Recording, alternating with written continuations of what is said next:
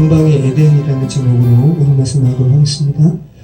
우리는 지난주에 하나님께서 흙으로 사람을 지으시고 그 코에 생기를 불어넣으시니 살아있는 생명이 된지라 라는 말씀을 살펴보았습니다. 다른 생물과 똑같이 인간도 네페시 하야라는 말을 쓰지만 사람의 창조에는 그저 다른 생물과는 다르게 하나님의 숨을, 하나님의 호흡을 불어넣는 과정이 추가되고 있다 말씀드렸습니다. 주님께서 티끌로 아파로로 재로 사람을 정성껏 빚으시고 마지막 단계에 그 진흙으로 빚어진 존재에 당신의 호흡, 내사마를 불어넣으시는 이 장면입니다. 그 하나님의 숨이 단순한 숨이 아님은 신약에서 그리스도이신 예수님께서 불어넣으신 숨을 통해서 주께서 말씀하시는 내용을 통해서 우리는 알게 됩니다. 성령을 받으라 말씀하셨고 죄를 사하는 권세에 대해서 말씀을 하셨습니다. 자, 하나님의 형상으로 회복되는 마지막 과정에 죄를 사하는 용서에 관해서 말씀하신다는 것은 하나님의 형상으로 회복되는 데 있어서 최종적인 가림막이 뭐라는 거예요? 죄라는 것이고, 그죠? 용서하지 못하는 마음이라는 것이고, 그 죄의 영향력을 무장 해제하는 것이 뭐라는 겁니까? 용서라는 겁니다. 그래서 인생의 문제예요. 그 인생의 문제를 성경의 신구약이 말씀하고 있는 거예요. 하나님의 형상으로 회복되어야 된다. 그것은 죄를 사하는 권세다. 그 죄를 깨뜨리는 권세다라는 것을 구약과 신약이 동일하게 말씀하고 있음을 우리는 다시 한번 알게 됩니다. 그래서 우리는 계시록에서 하나님의 백성에서 제외됨을 말하는 여러 부류가 있었잖아요. 우리가 여기저기 살펴봤는데 이 하나님의 백성에서 제외되는 여러 부류의 사람들도 결국은 인생 전반의 문제인 죄와 그로 인한 형벌의 두려움, 그죠? 용서함, 용서받은 자라는 이 큰 부분이 하나님 앞에 해결되지 않은 사람들이라는 것을 우리는 알게 됩니다. 자, 계시록 21장 8절 말씀 한번 볼까요? 거기에 하나님의 백성에서 제외되는 자들의 결국에 대해서 말씀하고 있거든요. 계시록 21장 8절. 그러나 두려워하는 자들과 믿지 아니하는 자들과 흉악한 자들과 살인자들과 흠행하는 자들과 점술자들과 우상 숭배자들과 거짓말하는 모든 자들은 불과 유황으로 타는 곳에 던져지리니 이것이 둘째 사망이라. 네. 여러 부류로 말씀하고 있지만 결국은 이들이 다 죄사함을 받지 못한 자, 그들의 인생 가운데 용서하지 못한 자, 그래서 그들도 용서받지 못한 자, 그죠? 하나님의 권능을 믿지 아니한 자, 형벌로 인한 두려워하는 자, 다 그런 것이죠. 인생의 전반의 문제에 대해서 신약과 구약은 정확하게 해결의 말씀을 말씀하고 있다는 것이고, 그래서 그 하나님의 형상으로 온전히 사람이 회복되었을 때 하나님께서는 비로소 안식하신다는 거 다시 한번 기억하시기 바랍니다.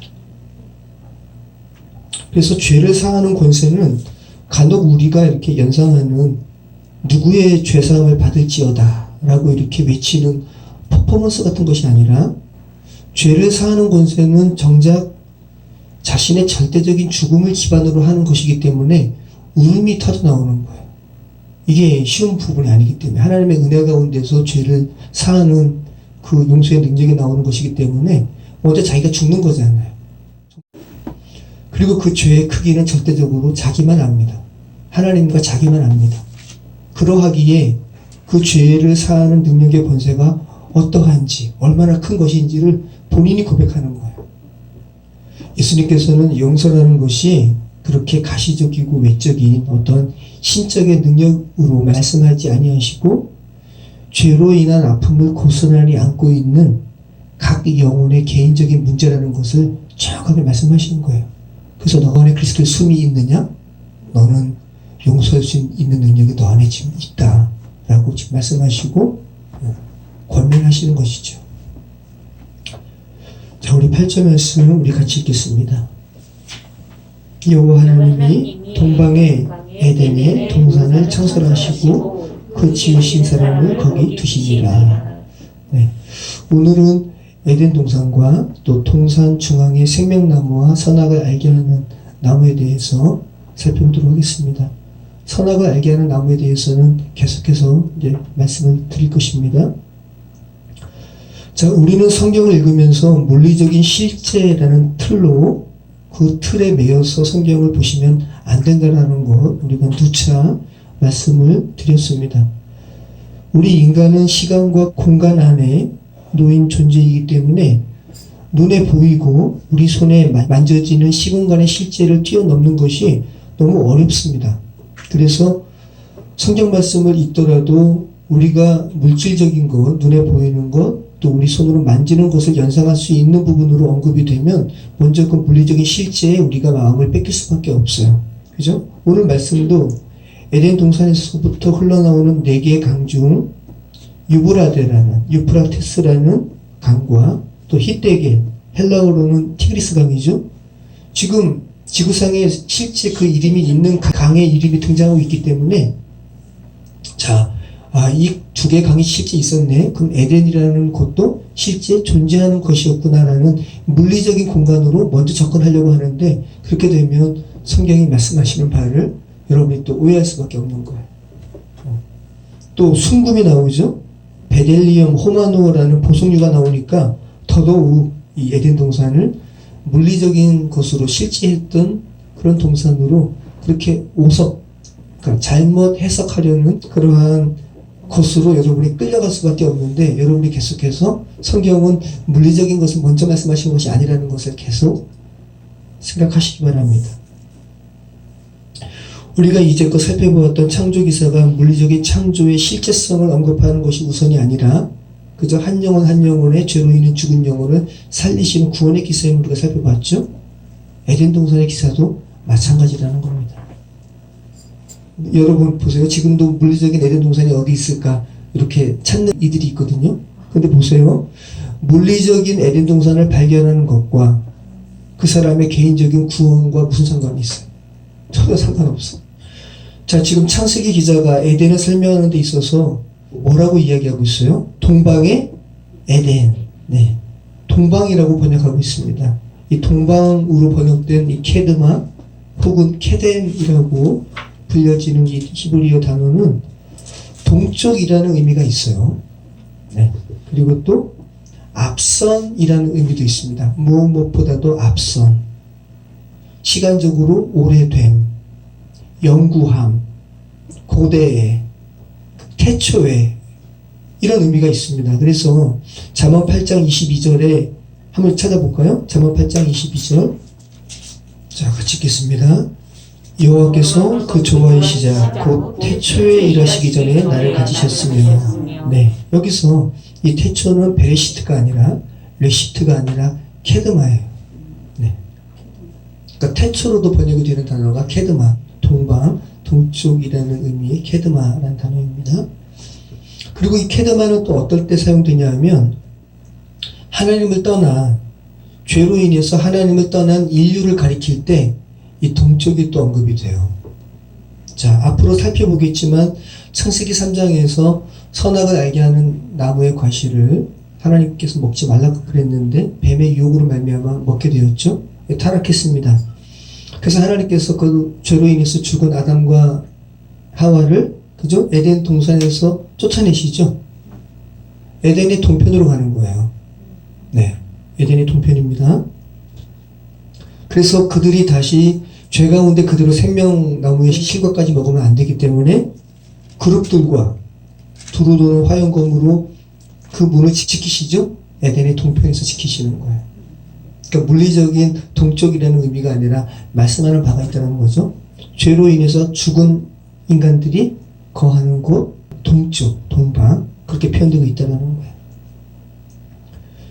죄로 인해 죽은 인간이 동쪽으로 쫓겨났다는 것을 지금 말씀하고 있고 그 에덴 동산의 출입구는 동쪽에 있다는 거. 자, 그리고 창세기 11장에서 죄로 인해 죽은 인간들이 이 동방으로 이동하다가 신할 땅에 또 머무르죠. 그 신할 땅이 최근에 현대 이제 근동학자들이 수메르라고 이렇게 밝혀지고 있습니다. 자, 아브라함과 롯의 기사에서 아브라함을 떠나 이제 독립하는 롯이 어느 쪽으로 가요? 이렇게 보다 보니까 동쪽이 너무 좋은 거예요.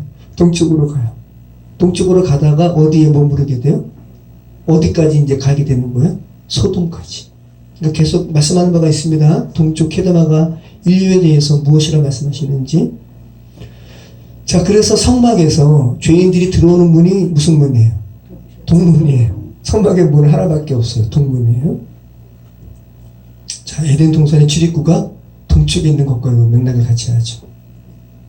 자, 같은 맥락으로 예수님의 탄생을 축하하는 박사들이 무슨 박사예요? 동방 박사예요. 동쪽에서 오는 거예요. 네. 자, 그래서 성경에서 동쪽에 있는 자들, 동방 사람은 하나님을 떠나 죄로 인해 죽은 자들, 살리심을 받아야 할 자들. 그래서 그 죽어 있는 자들 중에 대표적으로 정말 예수님의 탄생을 축하하러 동방에서 오는 거예요. 네. 그래서 이사야 말씀에는 세상에 대한 심판에서, 세상에 대한 하나님의 심판에서, 심판으로 인해서 동방에서 여호와를 영화롭게 한다는 표현이 있습니다. 이사야 24장 15절. 이게 세상을 향한 여호와의 심판이라고 하는 메시지예요. 그런데 그때 그 구절에서 동방에서 여호와를 영화롭게 하는 사람이 있다, 이렇게 표현하고 있죠. 같이 읽겠습니다.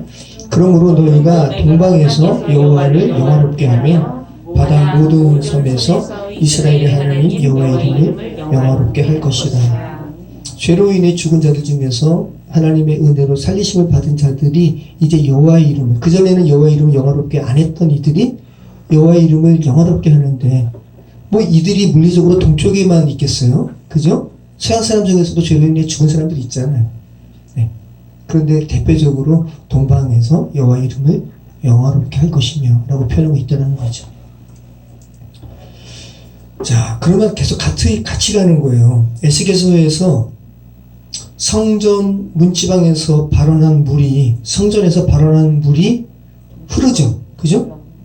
그래서 발목에서 무릎으로, 무릎에서 허리로. 그러면서 어느 쪽으로 흐르는 것을 강조하냐 하면 동쪽으로. 한번 볼게요. 이번에는 이제 동쪽에 한번 주목해 보세요.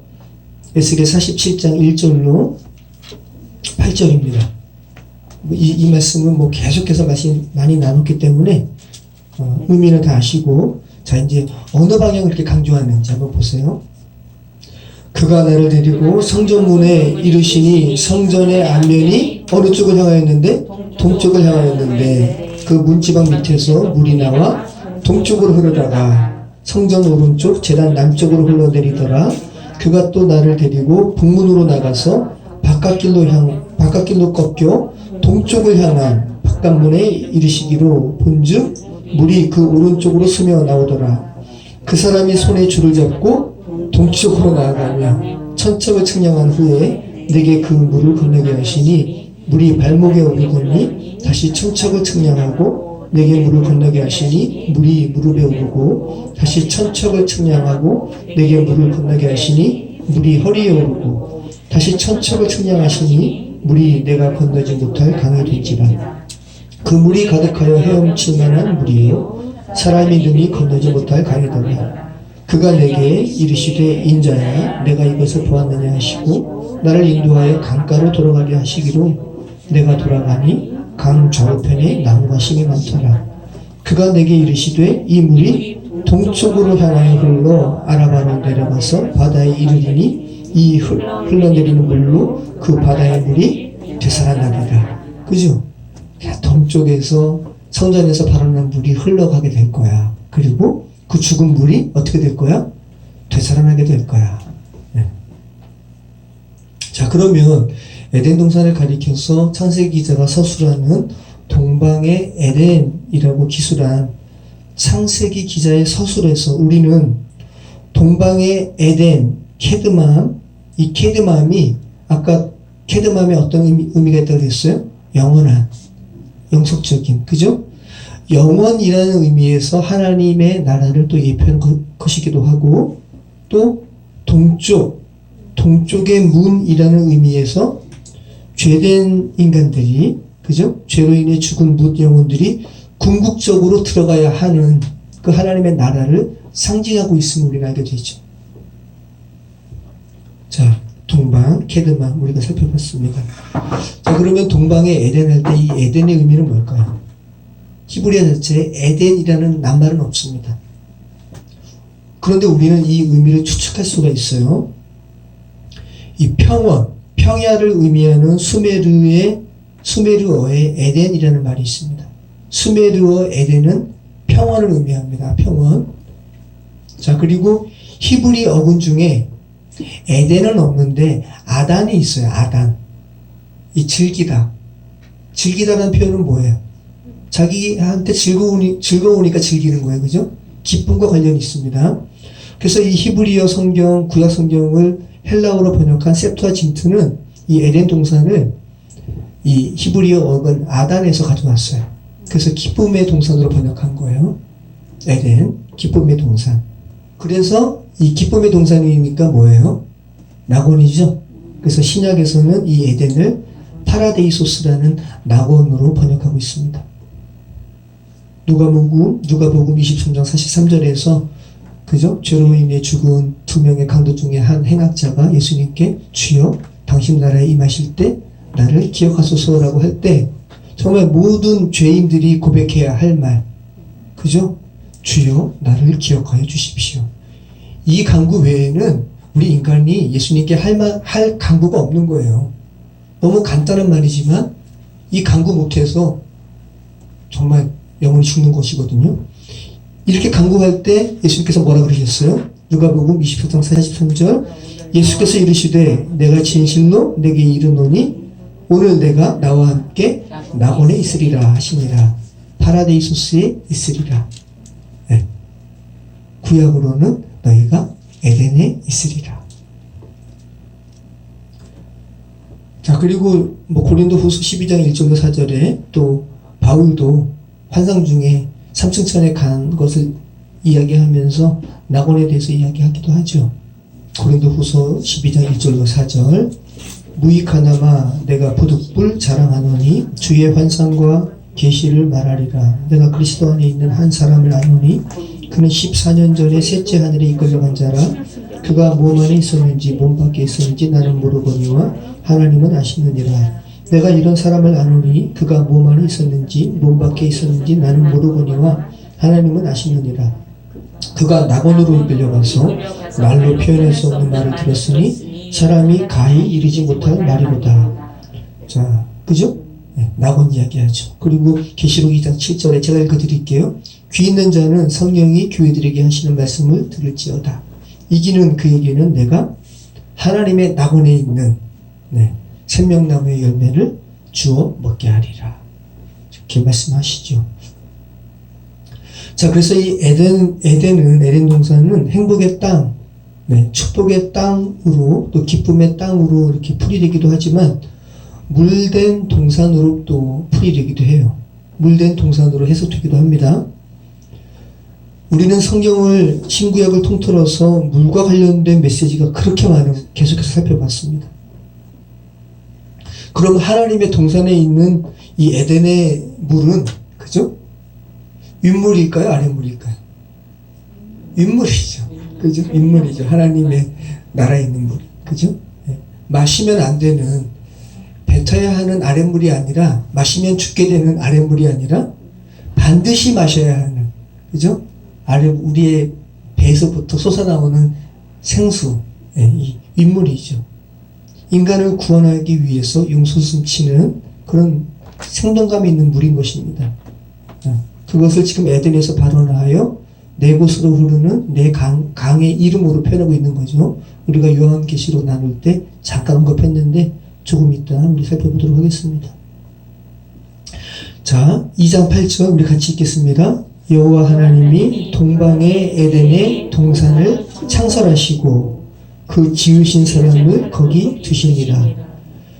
자, 사람을 두신 것이 먼저가 아니라 뭘 먼저 했다고 말씀하고 있어요? 먼저 에덴의 동방의 에덴을 창설하신 것이 먼저예요.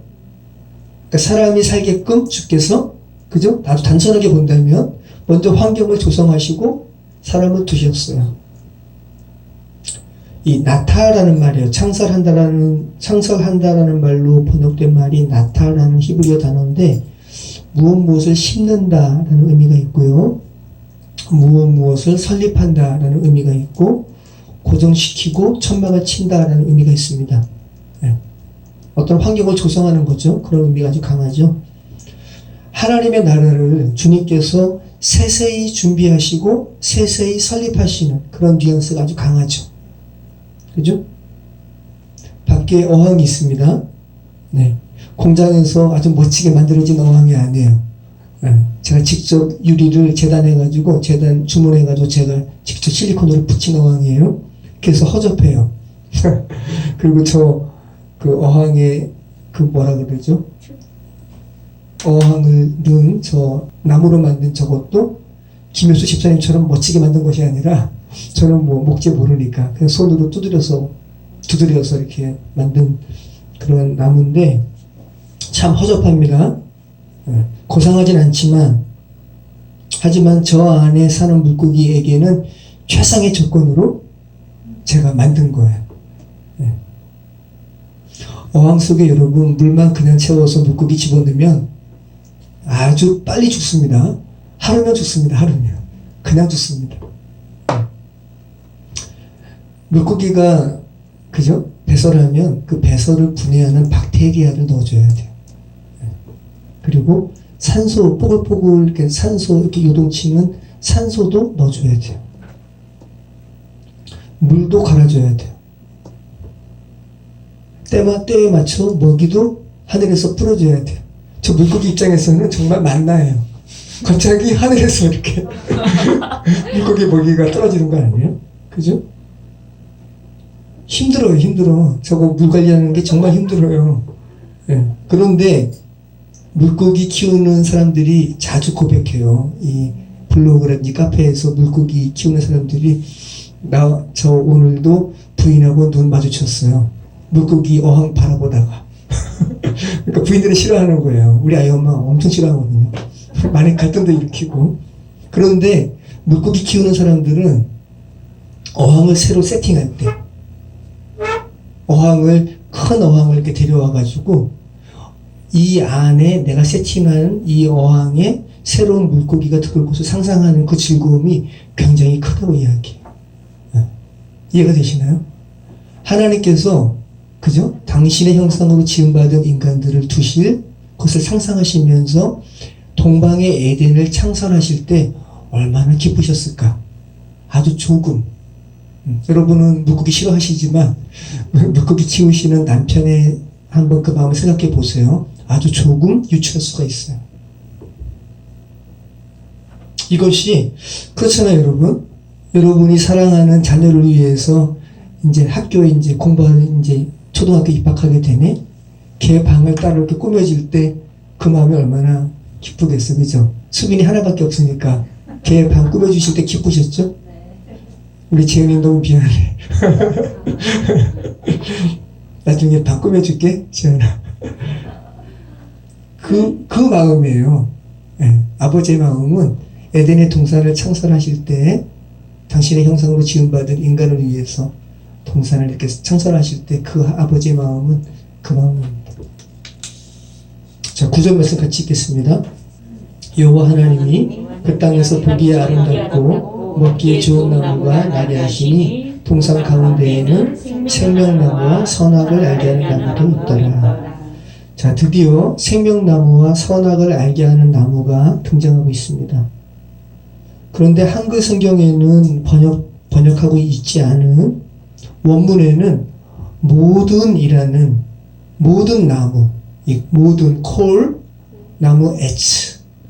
그래서 에덴 동산에 주님께서 자라게 하신 모든 나무가 생명나무와 선악을 알게 하는 나무만 보기에 아름답고 먹기에 보기에 아름다운 이런 나무가 아니라 하나님께서 창설하신 그 에덴 동산에 있는 모든 나무가 뭐라 그래요? 자, 여호와 하나님이 그 땅에서 보기에 아름답고 먹기에 좋은 나무가 나게 하시니 모든 나무가 그랬다라는 거예요. 모든 나무가. 네. 생명나무와 선악을 알게 하는 나무만 그런 게 아니라 모든 나무가 보기 아름답고 먹기에 좋게 주님께서 만드셨어요. 거기다 심으셨어요. 그리고 모든 나무가 다 그래요. 모든 나무가 그렇게 인간에게 좋은 나무를 주님께서 이렇게 거기다 심으셨다고요. 그리고 그 나무 중에 생명나무와 선악을 알게 하는 나무도 있다라고 지금 창세기 기자가 히브리 원문에는 이렇게 기록하고 있다라는 거죠. 그러니까 창세기 3장에서 여자 하와가 뱀 나하슈에게 미혹되어서 선악을 알게 하는 나무의 실과를 보면서 말한 내용과 똑같은 그 내용이 하나님께서 동산에 창설하신 그 에덴 동산에 두신 모든 나무가 그랬다라는 거예요. 똑같이 보암직도 하고 먹음직도 한 많은 나무들이 에덴 동산에서 나게 하셨고, 그 동산 중앙 한가운데 타베크라는 말이에요. 타베크. 창세기 1장 6절에 윗물과 아랫물 사이에 궁창이 있게 하실 때 처음 쓰인 말이에요. 이 타베크라는 말이. 창세기 1장 6절 한번 보실까요? 하나님이 이르시되 물 가운데에 궁창이 있어 물과 물로 나뉘라 하시고, 먹으면 안 되는 물, 먹으면 죽는 물, 또 반드시 먹어야 하는 물이 이렇게 혼재된 그 물을 주께서 나누시죠. 그죠? 그래서 물 가운데에 궁창이 있어 라고 할 때 이 가운데가 이 타베크라는 말이에요. 하나님의 나누심은 어떤 방향성이 있다고 그랬죠? 나눔 이편은, 그죠? 나누게 되어서 이쪽 아랫물에 있는 물 가운데 있는 이들은, 그죠? 나눔 저편에 윗물을 사모하게 되는 거예요. 그죠? 지성소 이편에 있는 이들은 지성소와 성소를 나눔 저편에 지성소를 사모하는 거죠.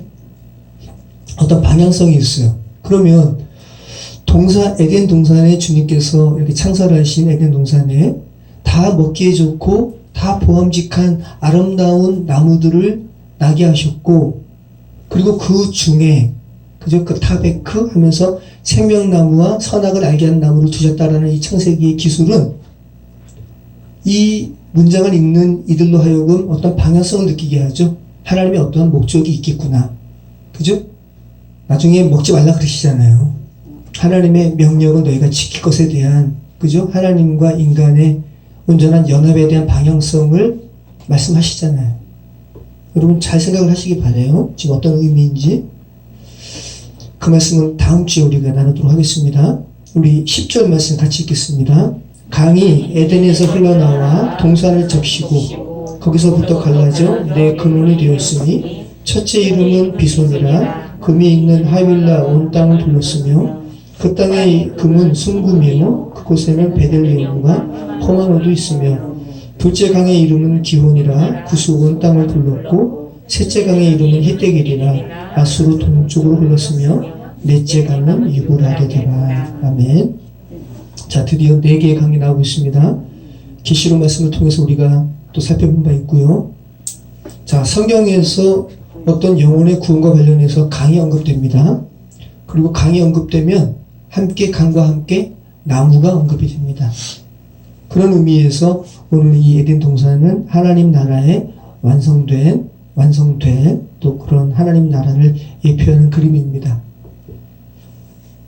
자, 하나님의 나라와 관련해서 창세기 2장의 에덴 동산과 또 새로운 창조의 에덴 동산의 어떤 방향성이 있음을 우리가 알게 되는 것은 첫 창조에 언급되었던 선악을 알게 하는 나무가 새로운 창조의 낙원과 관련해서는 등장하고 있지 않죠.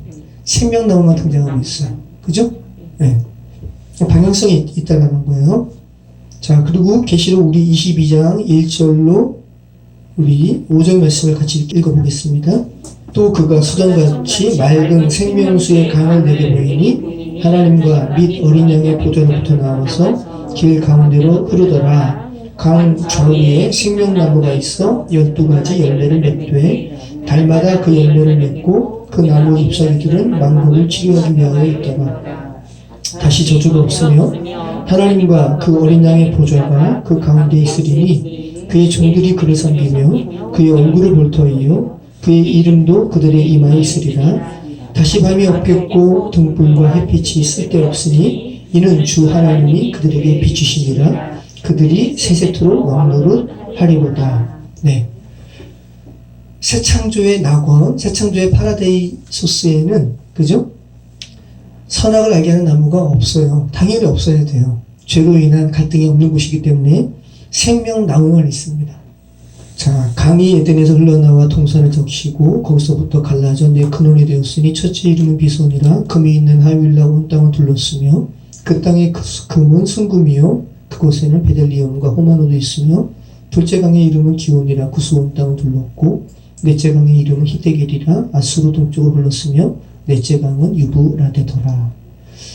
자, 이 네 개 강이 언급되고 있습니다. 그죠? 에덴에서 또 기쁨의 땅에서 강이 흘러나와 물된 동산에서 강이 흘러나와 동산을 적십니다. 자, 이 샤카라는 말입니다. 이 적시다라는 건 마시다, 물을 주다, 물을 공급하다라는 의미입니다. 굉장히 풍성한 거예요. 충분히 적시어 주시는 겁니다. 그림이 그려지시죠? 굉장히 은혜로운 표현입니다. 자, 에덴에서 강이 흘러나옵니다.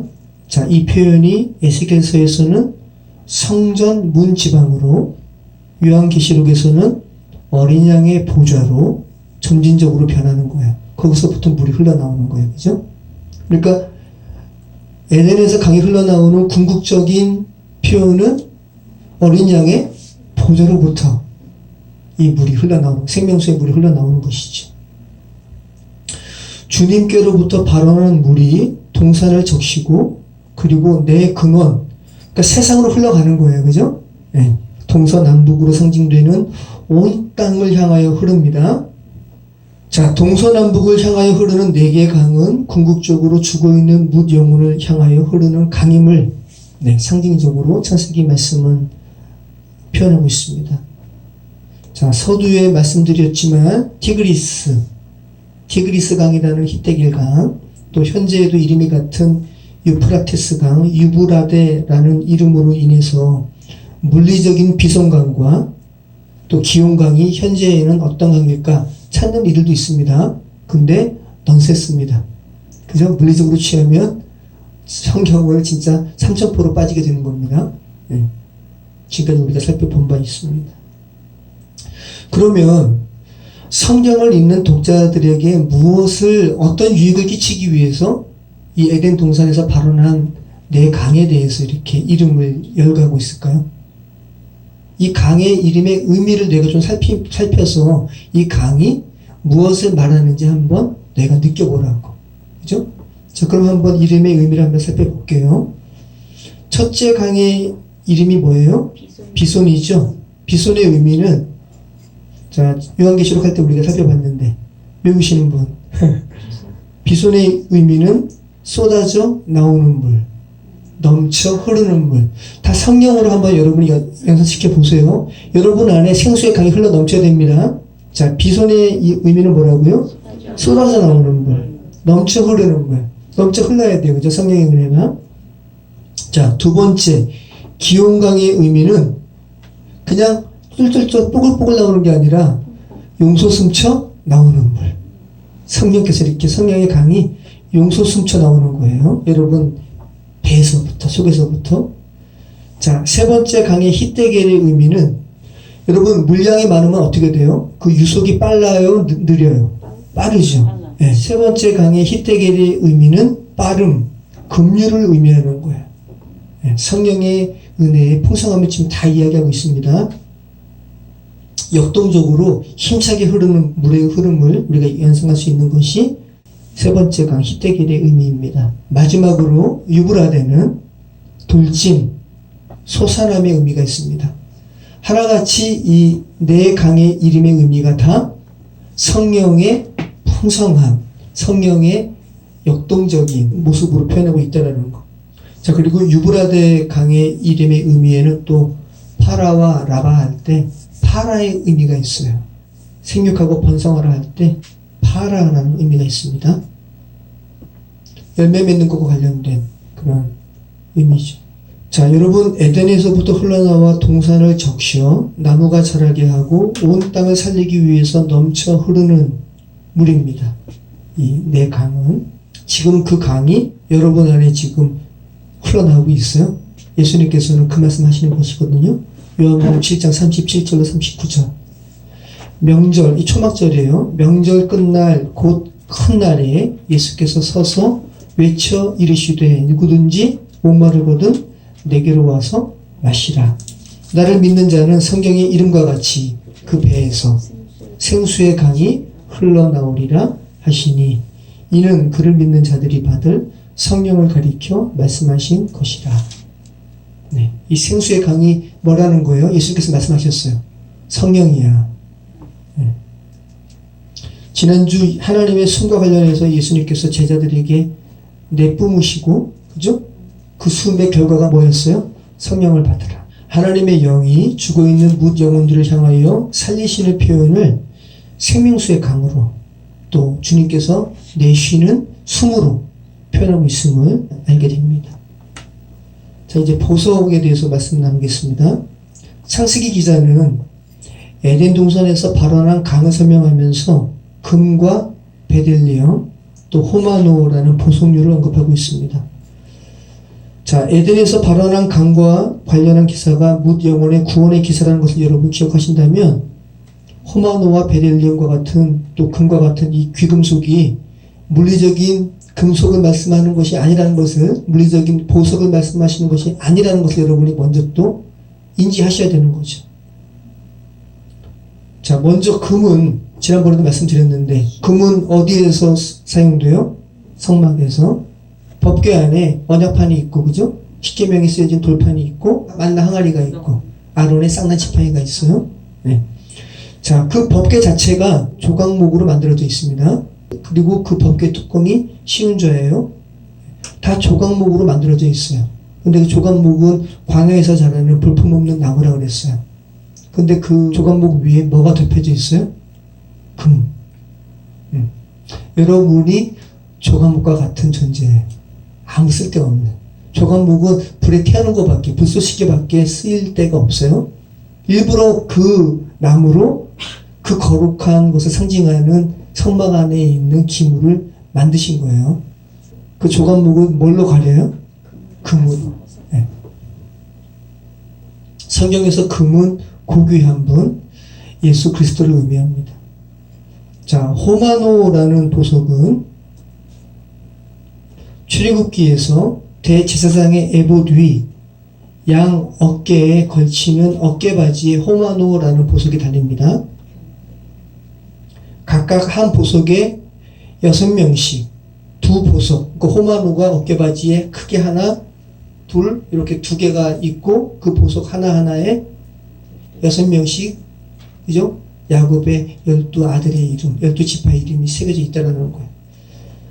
자, 그래서 창세기 2장 오늘 본문의 에덴 동산에서 언급되는 보석류가 계시록 21장에 거룩한 성, 새 예루살렘 성에 어디에 등장해요? 성곽을 구축하는 재료로 등장해요. 그죠?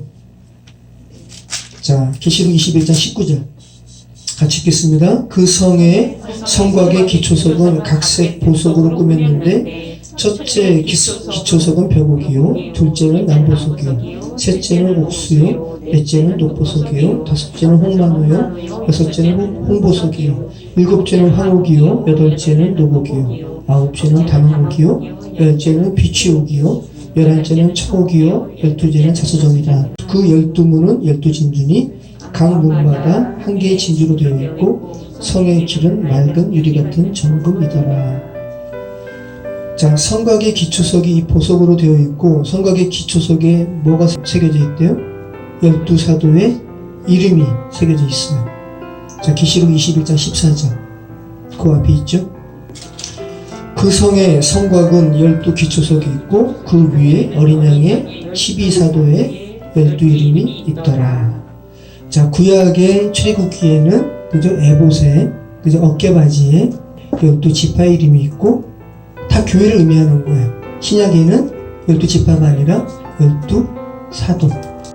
자, 오늘 우리가 살펴본 첫 창조 에덴 동산에서 발원하는 4개의 강과 각종 보석류는 새로운 창조, 궁극적인 창조의 기사인 계시록에서는 새 예루살렘 성으로 표현되면서 선악을 알게 하는 나무는 사라진 채 생명나무만 언급되는 모습으로 발전됩니다.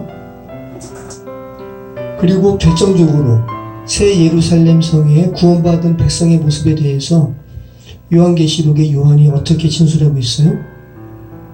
성 안에서 눈에 보이는 성전을 내가 보지 못했다. 그죠? 눈에 보이는 물리적인 보석으로 이렇게 묘사를 하다가 정작 성전을 내가 보지 못했다. 이는 하나님과 어린 양이 성전 자체이시기 때문에 라는 것으로 표현하고 있습니다. 요한이 성 안에 들어가는데 바로 중요한 것을 깨닫습니다. 그 전에는 눈으로 보이는 물질적인 것으로 이렇게 보다가 성곽을 지나자마자 중요한 것을 깨닫는 거예요. 내가 지금 성전 안에 와 있다. 성곽을 통과하면 뭐를 기대해요? 성곽은 벽이니까, 담이니까 성곽을 지나면 또 눈에 보이는 성전이 보이겠지? 라는 생각을 할 텐데 요한이 성곽을 눈에 보이는 성곽, 그죠? 벽고 보석으로 이렇게 구축된 성곽을 지나자마자 바로 깨닫는 거예요. 내가 지금 성전 안에 와 있네. 이는 하나님과 어린 양이 성전 그 자체이시기 때문이다. 성곽까지는 눈에 보이는 12보석과 같은 묘사를 하다가 성 안으로 들어가니 자신이 지금 성전 그 자체이신 하나님과 어린 양의 임재 가운데 있다는 것을 바로 깨닫는 거예요. 그러니까 지금 눈에 보이는 공간의 의미에서 시간으로 지금 넘어가는 거예요. 여러분 잘 생각해 보세요. 눈에 보이는 공간의 의미는 성곽을 통과하자마자 사라지고, 그죠? 그리고 하나님과 어린 양이 성전 그 자체이심을 직감하는 시간의 영원 속으로 요한이 바로 지금 진입하고 있다는 거예요. 그러니까 물리적인 것으로 묘사하다가 성경이 창세기에서, 그리고 그 성경을 마무리 짓는 요한계시록에는 공간을 뛰어넘는 시간의 영원 속으로 마무리 짓고 있다는 거예요. 아브라함, 조시와 헷셀의 안식의 개념과 정확하게 같은 맥락으로 창세기에서 요한계시록 마무리가 지금 그렇게 진행되고 있다는 거죠. 어저께 상주 되시는 김현숙 권사님의 오라버니가 너무 슬퍼하시고 우시더라고요. 그래서 제가 안식에 대해서 말씀드렸어요. 성경에서 가장 먼저 안식에 대해서 언급되는 것이 공간이 아니라 시간이라고. 87년 동안 어머니 너무 이 시기 공간 속에서 너무 고생하셨는데 하나님께서 한 영혼에 있어서 하나님의 일을 하시고 비로소 그 영혼이 하나님의 형상으로 완성되었을 때 비로소 안식하셨습니다. 그 말씀 드렸고요. 그리고 지금 고영대 집사님께서 하나님과 함께 영원한 안식 속에 들어가셨다. 그리고 그 어머니께서는 이족 여러분들이 시간 속의 영원한 안식에서 다시 만나기를 바라신다고. 자, 요한계시록이 지금 창세기의 그 물질적인 공간에서 시간의 영혼 속으로 지금 이렇게 끌고 가고 있다는 거, 또 그렇게 마치고 있다는 거, 여러분 다시 한번 기억하시기 바라요. 동방의 에덴이라는 물리적인 방향성은 점차 시간 속의 영원함으로 안내하고 있습니다. 하나님의 백성은 모두 이 같은 인도하심을 받게 됩니다. 정말 하나님의 백성은 시간의 경계선상에서 벼랑간 없어지는 공간에서 취득했던 것들을 점점 놓게 됩니다. 그리고 영원한 시간 속으로 진입하게 됩니다. 모쪼록 성경의 에덴 동산과 관련된 성경 기자의 진술이 끌고 가는 궁극적인 영혼 속으로, 성전이신 하나님의 영혼 속으로 모두 들어가시는 저와 여러분의 인생 되시기를 축원합니다. 기도하겠습니다.